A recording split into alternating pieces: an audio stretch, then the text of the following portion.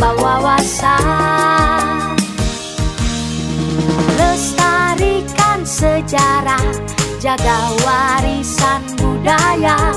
Ayo kita mengunjungi Museum Bahari Jakarta. Assalamualaikum warahmatullahi wabarakatuh. Selamat pagi Sobat Bahari, berjumpa lagi bersama kami di Unit Pengelola Museum Kebaharian Jakarta. Bersama saya Firman Fatur Rahman di dalam acara Opsir atau Obrolan Pesisir. Nah, jadi Sobat Bahari, Obrolan Pesisir ini adalah satu program baru yang dihadirkan oleh Unit Pengelola Museum Kebaharian Jakarta yang membahas berbagai hal mengenai kebaharian dan kemaritiman Indonesia yang dikemas secara segar dan menarik. Opsir pada episode pertama ini bertepatan dengan Hari Literasi Internasional atau International Literacy Day yang biasa dirayakan atau diperingati pada tanggal 8 September. Tema Hari Literasi Internasional pada tahun ini yaitu mempromosikan literasi untuk dunia dalam transisi, membangun landasan bagi masyarakat yang berkelanjutan dan damai. Nah, berkaitan dengan Museum Bahari, di Opsir kali ini kita mengangkat tema literasi maritim. Nah, saat ini bersama saya telah hadir narasumber yang akan ngobrolin tentang literasi maritim. Nah, namanya adalah Mas Kaisar Akhir, Ketua dan Founder Maritim Muda Nusantara. Apa kabar nih Mas Kaisar? Alhamdulillah baik Mas Firman. Mas Firman gimana kabarnya? Alhamdulillah, saya baik juga Mas Kaisar. Nah, Mas Kaisar, apa aja nih sekarang kesibukannya?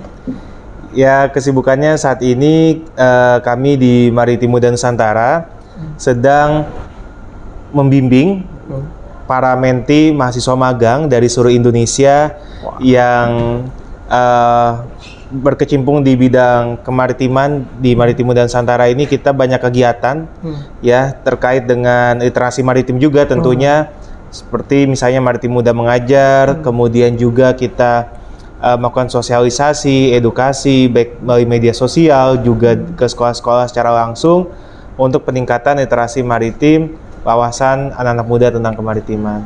Nah, kalau misalnya kesibukan saya juga, saya sekarang ini dosen Mas. Wah, dosen di mana nih? Sekolah Tinggi Ilmu Ekonomi Indonesia Jakarta. Oh, ya. Mengajar tentang manajemen, kepemimpinan bisnis, kemudian juga kewirausahaan dan manajemen lintas budaya.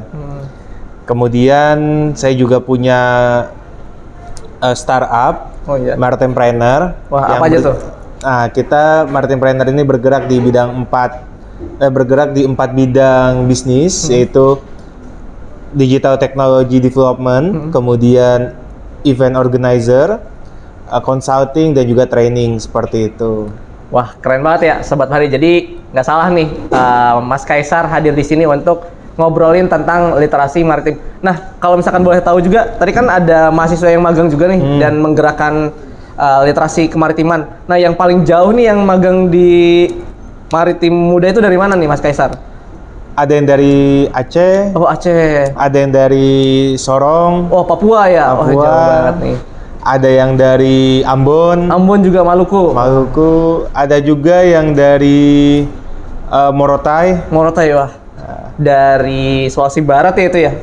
Maluku Utara. Oh, Morotai, sorry, iya. Nah, kita langsung aja nih Mas Kaisar, karena menarik sekali nih kita ngobrolin tentang literasi maritim. Nah, kita dari Museum Bahari, Unit Pengelola Museum Kebaharian Jakarta, mau ngobrol lebih jauh nih tentang literasi maritim. Nah, karena hari ini bertepatan dengan Hari Literasi Internasional, Mas Kaisar, nah kita dari Sobat Bahari mau tahu nih Mas Kaisar, apa sih makna dari literasi itu sendiri menurut Mas Kaisar? Ya, jadi literasi itu menurut saya tidak hanya sekedar bisa membaca dan menulis, tapi juga terkait dengan kemampuan bagaimana pemahamannya mereka, pengetahuannya, serta kesadaran yang luas tentang suatu bidang. Nah, berarti kalau misalnya dalam bidang maritim, artinya seseorang tersebut memiliki kemampuan memahami, mengetahui, dan kesadaran tentang aspek-aspek yang terkait dengan kemaritiman. Wah, seperti itu. Luar biasa sekali Sobat Bahari ya, terkait dengan literasi menurut Mas Kaisar. Nah, kan tadi kita sempat dengar ya, Mas Kaisar itu punya mahasiswa-mahasiswa yang magang dari berbagai daerah di Indonesia. Nah, di situ juga mungkin terjadi percakapan, terusnya sharing informasi di daerahnya masing-masing terkait literasi tentunya.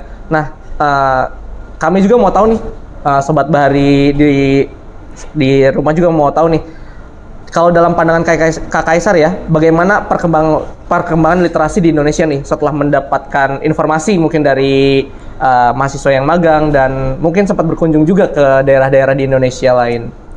Ya, Mas Firman, kalau misalnya kita lihat ya data dari BPS pada tahun 2022 itu menyatakan bahwa sebuah peningkatan angka melek huruf penduduk Indonesia usia 15 tahun ke atas. Dan pada tahun 2022 ini angka melek huruf penduduk Indonesia yang berusia 15 tahun ke atas sudah mencapai 96,35%. 96, Artinya 96 dari 100 penduduk dewasa Indonesia sudah memiliki kemampuan membaca dan menulis. Nah, namun kalau kita kaitkan dengan bidang kemaritiman, tentunya ini menjadi sebuah tantangan begitu ya, karena tidak semua penduduk Indonesia ini memahami betul apa saja potensi, kemudian permasalahan, dan juga cara mengelola dan memanfaatkan sumber daya maritim yang kita punya seperti itu. Nah, ini menjadi sebuah tantangan bagi kita dan juga sebuah peluang yang bisa kita lakukan sebagai generasi muda untuk meningkatkan literasi secara umum dan terlebih literasi maritim yang ada di Indonesia seperti itu. Nah, kalau misalnya kalau kita tanya nih Mas Firman ke orang-orang, masih ada loh yang belum tahu bahwa terumbu karang itu adalah makhluk hidup. Tuh, Sobat Bahari. Itu. Udah tahu belum? Terumbu karang itu makhluk hidup. Nah, makhluk hidupnya apa? Yaitu hewan.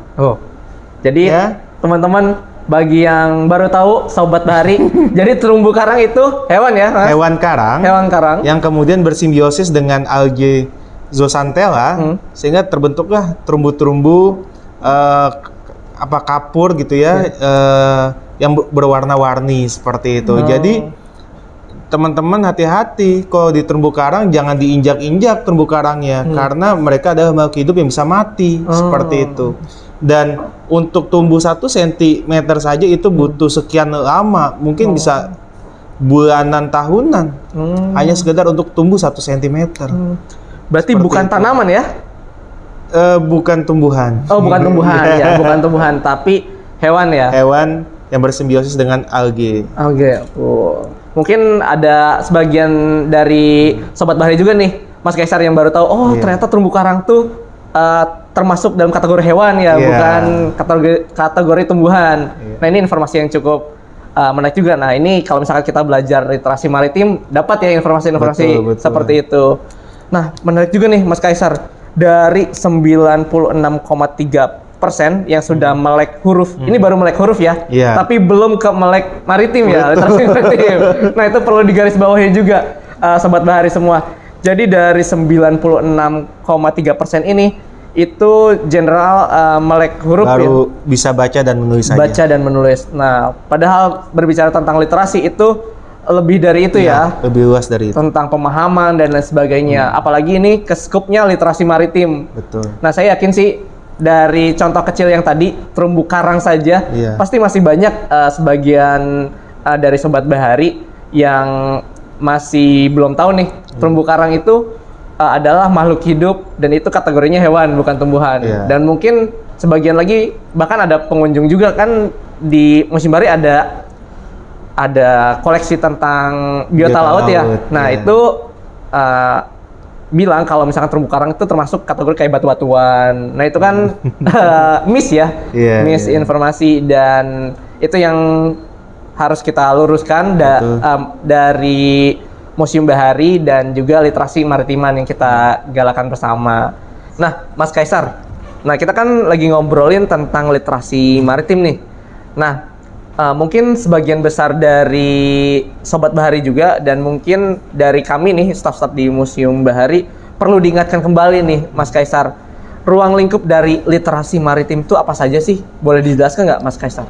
Ya, jadi kalau kita bicara tentang literasi maritim, Ya. itu sangat luas. Oh, sangat luas ya. Ya, termasuk mencakup urusan ekosistem laut, Ekosistem. keanekaragaman hayati, kemudian juga potensi ekonomi, potensi energi, keberlanjutan, konservasi, dan isu-isu lingkungan lainnya. Kemudian juga termasuk bagaimana pemahaman terkait dengan jenis-jenis organisme, pola aliran dan dinamika laut, serta pemanfaatan sumber daya kelautan dan perikanan secara berkelanjutan. Wah. Sehingga misalnya nelayan paham bagaimana cara menangkap ikan yang tidak merusak, paham cara menangkap ikan yang tidak berlebihan, seperti itu. Termasuk juga yang sekarang lagi kita alami bersama El Nino, Oh, El Nino ya, yang menyebabkan Indonesia kekeringan. Padahal proses El Nino ini itu sumbernya terjadi di lautan. Oh, di lautan malah ya? Di lautan, karena adanya pelemahan gaya dorong ya angin terhadap uap air atau awan yang dari Samudra Hindia dari Samudra Pasifik ke Indonesia. Nah, akhirnya yang harusnya awan-awan itu, uap-uap air itu yang harusnya ke Indonesia, itu tidak sampai ke Indonesia, hanya sampai sekitar daerah Oseania, Papua Nugini, negara pulau-pulau kecil yang ada di sekitar Papua Nugini itu. Iya. Mereka si uap airnya ini turunnya hanya sekitar sana, tidak nyampe Indonesia. Jadi menyebabkan sehingga Indonesia kemarau panjang, kemarau panjang. gitu. Ya, uap air yang harusnya dibawa dari Samudra Pasifik ke Indonesia itu terhenti, gak nyampe Indonesia. Makanya terjadi kekeringan, kemarau panjang. Tapi sebetulnya banyak penelitian mengatakan jika terjadi El Nino, sebetulnya di daerah selatan Jawa itu subur perikanannya. Oh, subur ya. Malah sebutnya subur perikanannya. Di bagian selatan Jawa Di bagian nih. selatan Jawa. Cilacap, Pelabuhan Ratu ya. Betul. Ya, nah. Kalau misalnya La Nina, kebalikannya sebetulnya. Indonesia kebanyakan uap air, kebanyakan awan, kebanyakan hujan. Oh, hujan yang panjang gitu ya. Tapi subur akhirnya. Subur. Pertanian kita. Oh, pertanian yang subur. Tapi yang di bawah malah paceklik perikanannya. Gitu ya. Nah, itu saya tahu ketika saya waktu itu kuliah S1 di IPB. Oh. Jadi sebetulnya teman-teman, kalau kita bicara literasi maritim, ternyata kita bisa tahu fenomena yang misalnya mempengaruhi sektor-sektor lain seperti pertanian tadi, itu juga sebetulnya sangat dipengaruhi oleh fenomena-fenomena alam yang terjadi di lautan, seperti El Nino dan La Nina, seperti itu. Nah, kemudian kalau kita bicara literasi maritim juga termasuk peraturan dan hukum yang berlaku terkait kemaritiman, baik itu hukum laut, hukum pelayaran, hukum logistik dan seterusnya, termasuk keselamatan pelayaran dan kerjasama internasional. Nah, yang terakhir, harapannya masyarakat ketika memiliki literasi maritim yang baik, mereka mampu mengelola dan manfaatkan sumber daya maritim yang dipunya di daerah masing-masing secara berkelanjutan. Seperti itu. Jadi penting sekali literasi maritim ini. Jangan sampai masyarakat memiliki literasi maritim yang rendah, padahal kita adalah bangsa bahari dan negara maritim, negara kepulauan terbesar di dunia. Seperti itu, Mas Firman. Wah, itu Sobat Bahari. Jadi informasi yang menarik juga nih, yang tadi Mas Kaisar sampaikan ya. Kalau misalkan kita sedang kemarau panjang nih di daerah darat ya, tapi di daerah pesisir lautan itu malah subur ikannya. Seperti itu. Nah, begitupun kebalikannya ketika terjadi El Nino ya. El Nino ya. Dan kalau La Nina yang hujannya panjang, subur nih di bagian daratan, tapi di pinggiran ikannya agak susah diambil ya. Betul. Atau paceklik tadi ya, paceklik ikan. Iya.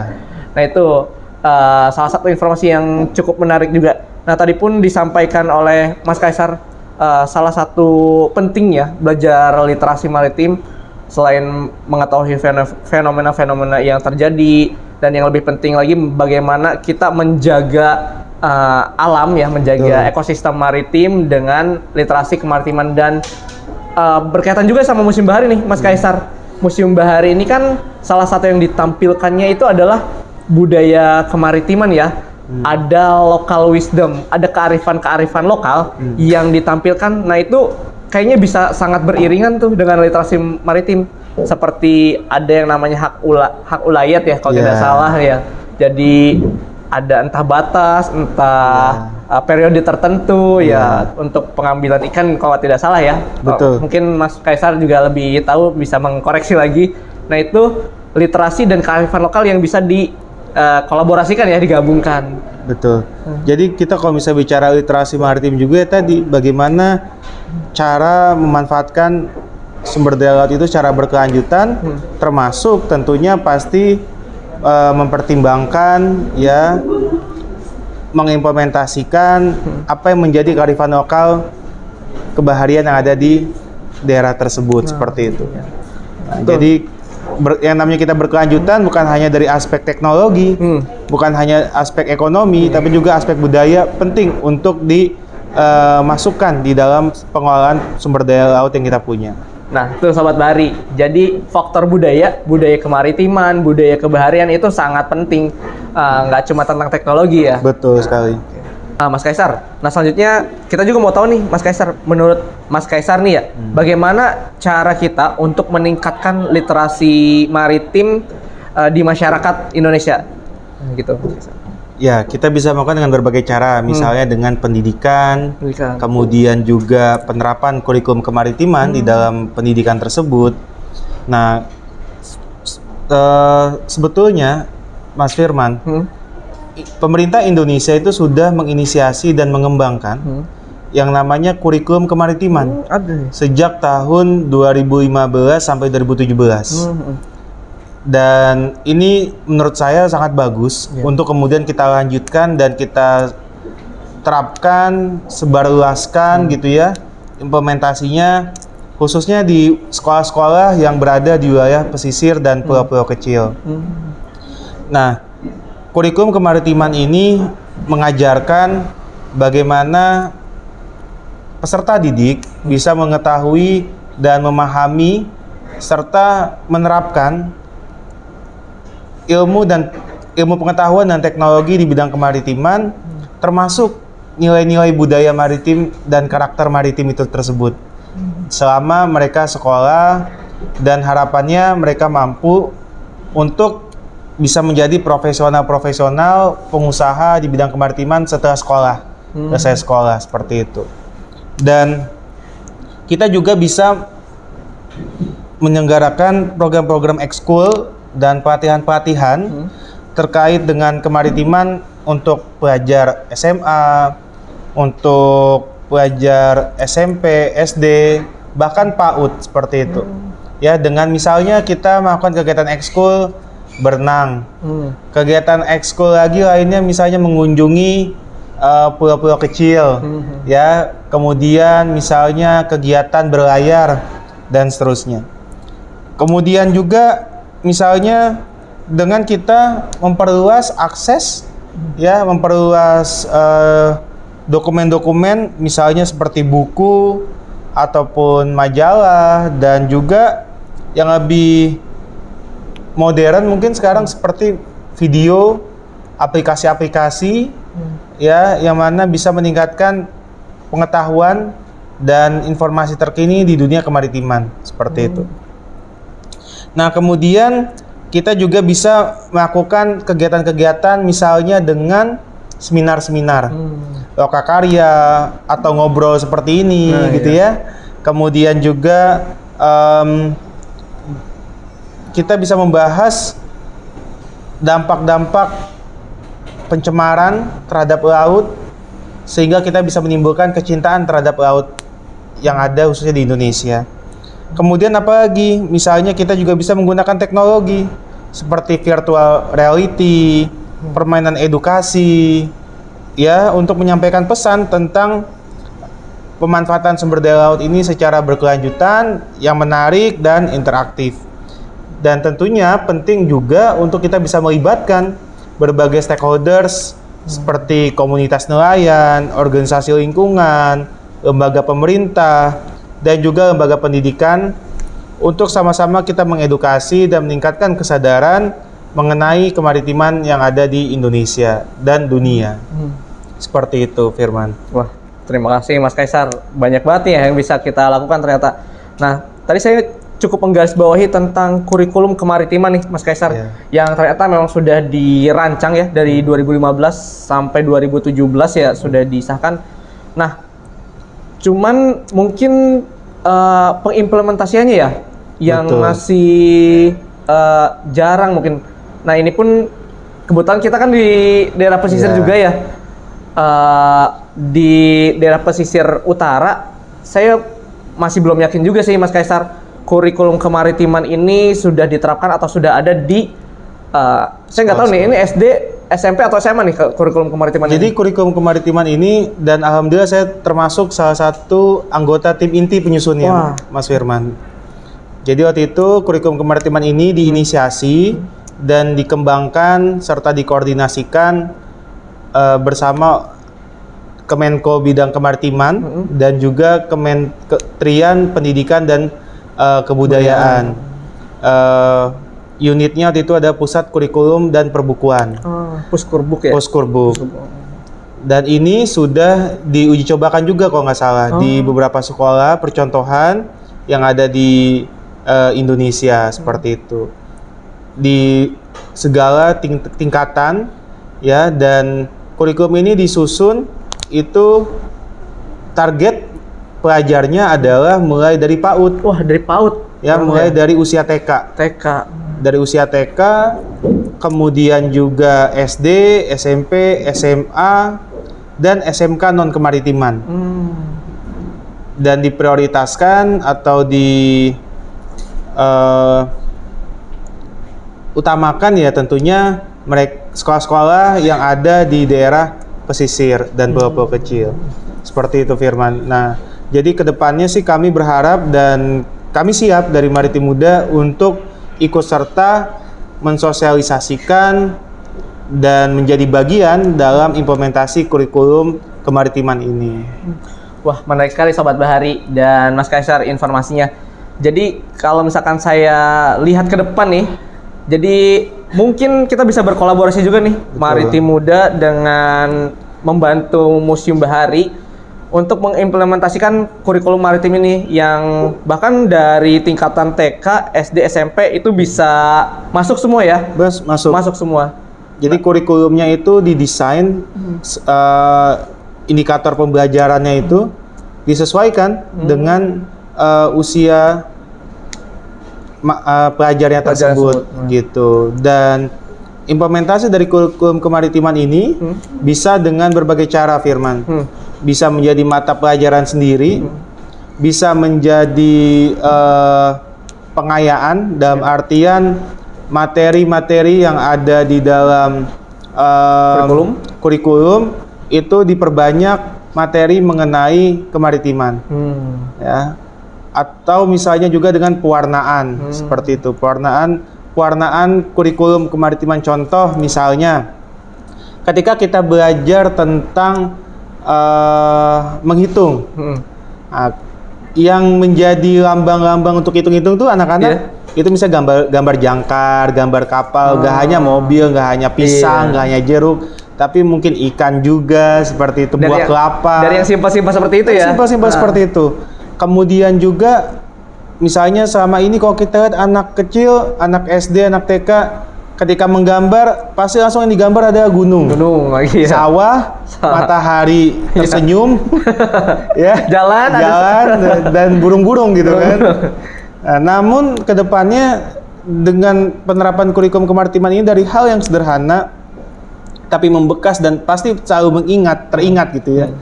Ya, bagaimana kalau kita tidak hanya menggambar gunung, tapi juga gambar lautnya, gambar pantai, gambar pohon kelapa, gambar kapal dengan nelayan seperti itu, dan ikan-ikannya. Saya yakin dengan cara yang seperti ini pun bisa membantu bagaimana peningkatan literasi maritim mulai dari usia dini, mulai dari usia SD dan seterusnya, seperti itu. Nah, kemudian juga kalau tadi pengayaan misalnya apa dengan penambahan indikator atau jam pelajaran, seperti itu juga. Nah, bisa juga dengan kegiatan ekskul, misalnya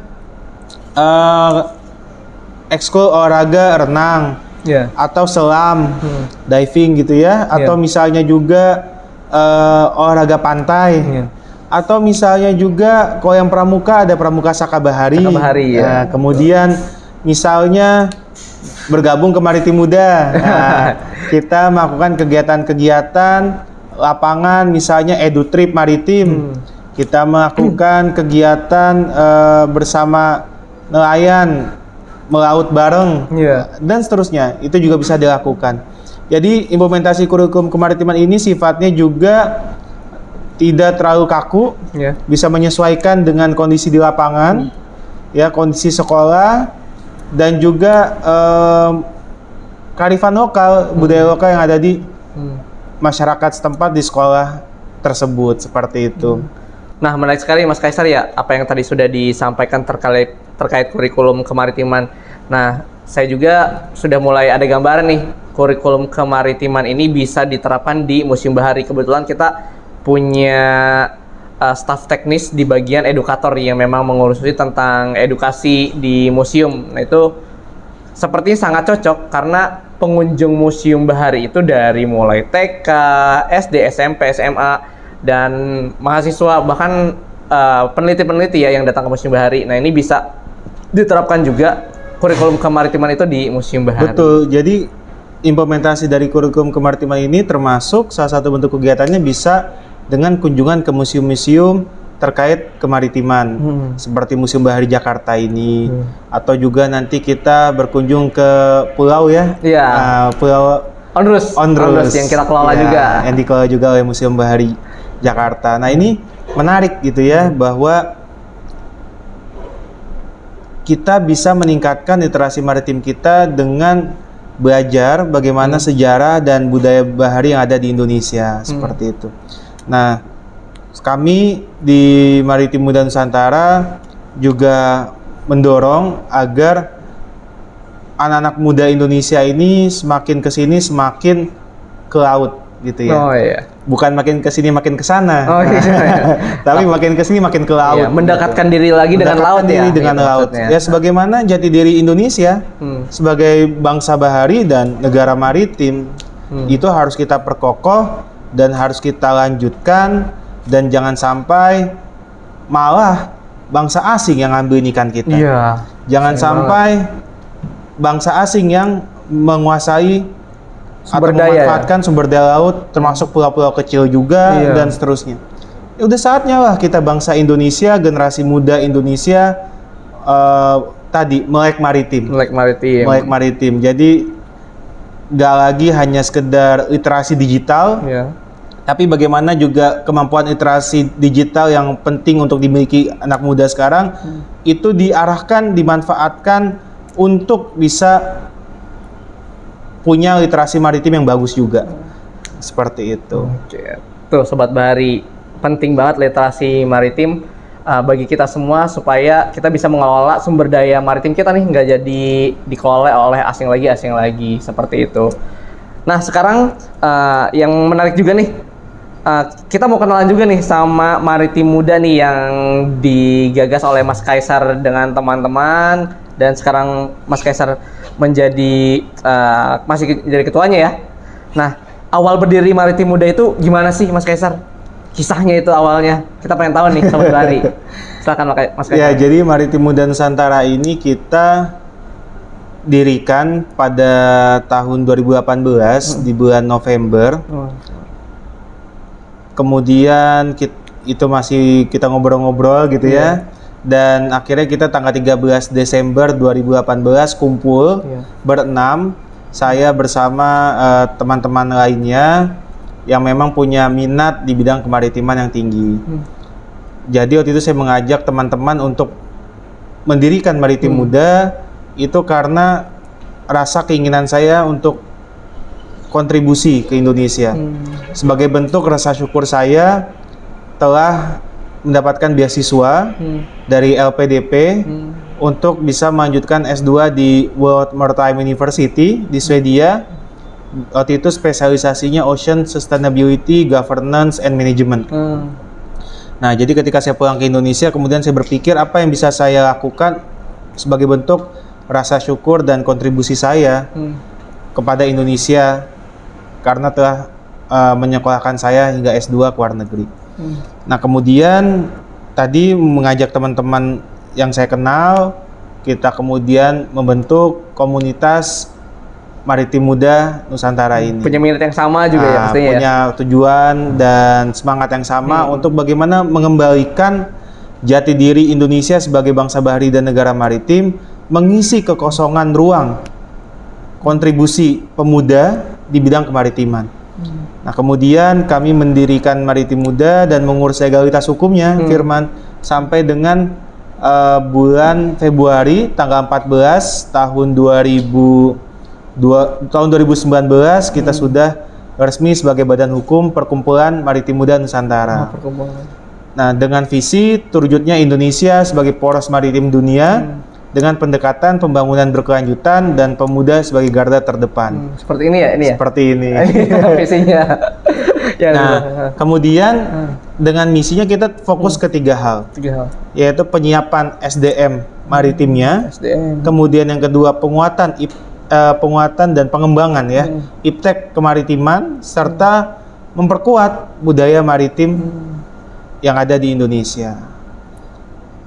Seperti itu kira-kira, Firman. Wah, menarik banget dan cukup keren ya. Jadi dari awalnya berkumpul dan apa ya, ada hal yang ingin diberikan ya kepada Indonesia ya.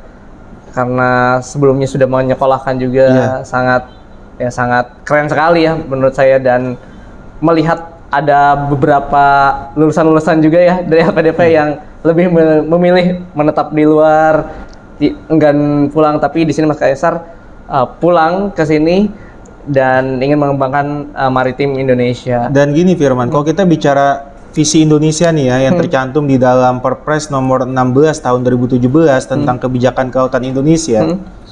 Kalau kita ingin mewujudkan Indonesia sebagai poros maritim dunia, tapi generasi mudanya tidak tahu apa itu poros maritim dunia, tidak dekat ke maritim, tidak cinta laut, tidak paham bagaimana memanfaatkan dan mengelola sumber daya laut kita, menjaga lingkungan laut kita, akan menjadi kesulitan besar untuk mencapai poros maritim dunia jika masyarakatnya, khususnya pemudanya, sebagai generasi penerus, sebagai calon-calon pemimpin masa depan Indonesia dan Indonesia Emas 2045, tentunya yang akan memimpinnya generasi-generasi muda sekarang, seperti itu.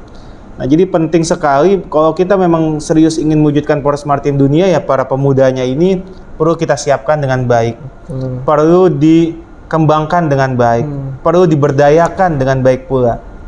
Nah, disitulah Maritim Muda hadir, bagaimana bisa menyiapkan, mengembangkan, dan memberdayakan pemuda-pemuda Indonesia untuk terjun langsung untuk bersama-sama seluruh komponen bangsa dan negara kita membangun kemaritiman yang ada di Indonesia.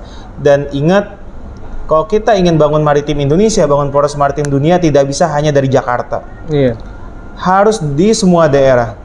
Dan pemuda haruslah bisa menjadi garda terdepan. Dan saya percaya semangat itu, Mas Firman. Kenapa?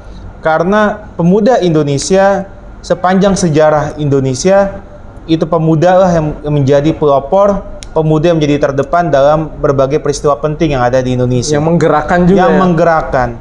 Termasuk misalnya Sumpah Pemuda. Kemudian proklamasi kemerdekaan. Kemudian reformasi. Pemuda menjadi aktor utama dan aktor di balik layar itu semua sehingga itu bisa terjadi. Dan ketika kita punya cita-cita menjadi poros maritim dunia, saya percaya pemuda lah yang akan menggerakkan dan pemuda lah yang menjadi garda terdepan dalam mewujudkan cita-cita mulia menjadi poros maritim dunia ini. Luar biasa sekali Sobat Bahari. Nah, bermula dari itu semua, kita harus menguatkan juga ya literasi maritimnya ya. Betul. Tuh, SDM dipersiapkan oleh kita bersama termasuk Maritim Muda untuk mencapai poros maritim dunia dan Indonesia Emas ya 2045. Dengan visinya yang udah diluncurkan oleh Presiden Joko Widodo yaitu menjadi negara Nusantara yang berdaulat, maju dan berkelanjutan. Wah, luar biasa sekali Sobat Bahari. Tangan loh. Nah, Mas Kaisar, terkait dengan Maritim Muda nih Mas Kaisar, apa aja sih kegiatan yang sudah dilakukan nih berkaitan dengan literasi nih? Tadi kan udah disampaikan juga salah satu kegiatannya itu atau yang dilakukan adalah menggalakkan literasi maritim nih. Yeah. Apa aja nih kegiatan-kegiatan yang sudah dilakukannya? Baik, pertama kita sudah beberapa kali ya menyelenggarakan webinar, seminar, kemudian pelatihan-pelatihan untuk para pemuda Indonesia di bidang kemaritiman. Contohnya misalnya Executors 2021 dan 2023. Apa tuh eksekutor, Mas? Executive Development Program for Indonesian Maritime Youth Leaders. Wah. Yang gampangnya adalah diklat kepemimpinan dan kepeloporian pemuda di bidang kemaritiman, sehingga mereka punya wawasan yang baik dan kemampuan manajerial serta teknik-teknik dan keterampilan dasar lah dalam berwirausaha di bidang kemaritiman seperti itu. Kemudian lagi misalnya kita beberapa kali menyelenggarakan webinar maritim bersama Kemenko Marves. Misalnya juga kita pernah menyelenggarakan Blue Economy 4.0 Training Series bersama Kementerian Kelautan dan Perikanan. Kemudian juga kita banyak ikut serta dalam kegiatan-kegiatan kementerian, misalnya pernah kami mengikuti kegiatan ekspedisi Nusantara Jaya Kemenko Maritim. Kemudian juga kami seringkali juga di beberapa daerah di seluruh Indonesia kita menyelenggarakan program Maritim Muda Mengajar. Kita mengedukasi anak-anak nelayan, anak-anak pesisir yang ada di daerah masing-masing untuk semakin cinta terhadap laut, menjaga lingkungan, tidak buang sampah sembarangan, dan mengurangi penggunaan plastik sekali pakai misalnya. Dan juga kita telah banyak melakukan kegiatan-kegiatan seperti lomba-lomba. Nah, pernah juga kita menyelenggarakan lomba dengan Museum Bahari. Oh iya, ya, benar-benar. Kita pernah membuat kegiatan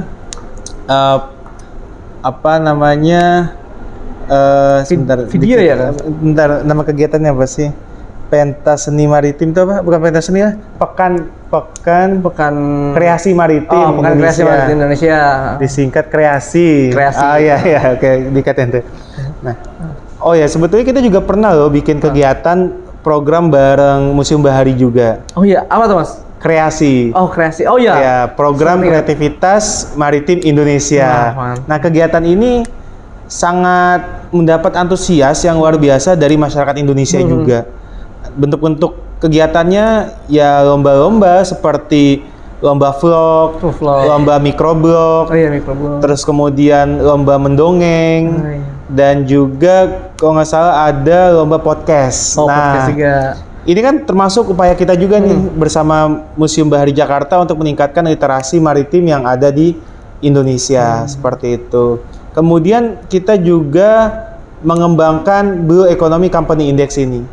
Apa tuh Blue Economy? Nah, Blue Economy Company Index ini adalah sebuah standar internasional karya anak bangsa untuk mengidentifikasi dan mensertifikasi perusahaan-perusahaan maritim yang menerapkan prinsip-prinsip ekonomi biru dalam bisnis mereka, dalam proses bisnis mereka. Dan ini kita lakukan. Dan ketika perusahaan-perusahaan maritim mengikuti sertifikasi Blue Economy Company Index ini, termasuk upaya dalam mendukung pencapaian Sustainable Development Goals. Nah, ini terkait nih Mas Firman dengan tema dari International Literacy Day tahun ini, yaitu Promoting Literacy for a world in transition, building the foundation for sustainable and peaceful societies. Nah, ini termasuk upaya kami dari Maritim Muda dalam membangun fondasi keberlanjutan di dunia kemaritiman. Nah, termasuk dampaknya adalah dengan perusahaan-perusahaan maritim mengikuti sertifikasi Blue Economy Company Index ini, perusahaan-perusahaan akan lebih meningkat literasi maritimnya dalam hal pemanfaatan atau pengusahaan kemaritiman di perusahaan masing-masing secara berkelanjutan, berbasis ekonomi biru, seperti itu. Nah, kemudian juga terkait literasi maritim juga sebetulnya kita punya beberapa kontribusi lainnya nih, Mas Firman. Misalnya, kami telah bersama Setia Indonesia Jakarta dan Maritime Planner mengembangkan konsentrasi manajemen bisnis ekonomi biru pada program studi S2 Magister Manajemen di Setia Indonesia Jakarta. Itu mata kuliah berarti ya? Atau?